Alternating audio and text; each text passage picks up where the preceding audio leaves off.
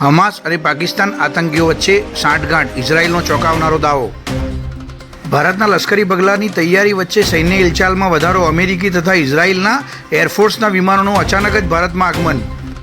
પાકિસ્તાનને ભારતનો વધુ એક ઝટકો, સરહદે યુદ્ધ વિરામ ખતમ થઈ શકે છે। પાકિસ્તાનના મંત્રીનું શરમજનક નિવેદન, પહેલગામના આતંકીઓને ફ્રીડમ ફાઇટર કહ્યા। પહેલગામ હુમલાનો એક ત્રાસવાદી મૂસા અગાઉ 2 હુમલામાં સંડોવાયો હતો। એનવાયરીએ આતંકી હુમલાને સામાન્ય ગનમેન એટેક સાથે સરખાવતા અમેરિકન સરકારે ભૂલ સુધારી। પહેલગામ હુમલા અંગે ન્યૂયોર્ક ટાઈમ્સે હેડલાઇનમાં છબરડો વાળતા યુએસ સાંસદ ખફા। પાકિસ્તાનમાં ઘૂસીને સફાયો કરો, અમે ભારતની પડખે, અમેરિકા બ્રિટનનું સમર્થન। ત્રાસવાદ સામેની ભારતની કોઈપણ કાર્યવાહીને ટેકો આપવાની જાહેરાત। વિશ્વના અનેક નેતાઓએ વડાપ્રધાન મોદી સાથે વાતચીત કરી।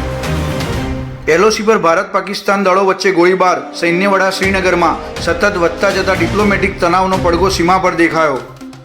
પહેલગામ હુમલાના વિરોધમાં દિલ્હી બંધ, આતંકવાદ સામે રાષ્ટ્રવ્યાપી દેખાવો।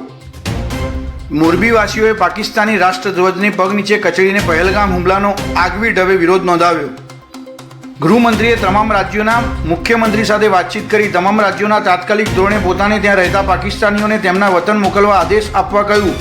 ભારતના તમામ મુખ્યમંત્રીઓને ગૃહ વિભાગનો આદેશ। આતંકીઓ સમાજના ભાગલા પાડવા માંગે છે, શ્રીનગરમાં બોલ્યા રાહુલ ગાંધી। પહેલગામ હુમલાના પીડિતોને પણ મળ્યા। મહારાષ્ટ્રમાં દર્દનાક ઘટના, 21મા માળે ઊભેલી મહિલાના હાથમાંથી બાળક છટક્યું, નીચે પટકાતા મોત। ભારતને મેન્યુફેક્ચરિંગ હબ બનાવવાનો એપલનો પ્લાન, 2025 સુધી અમેરિકાના બધા આઈફોન બનશે ઇન્ડિયામાં।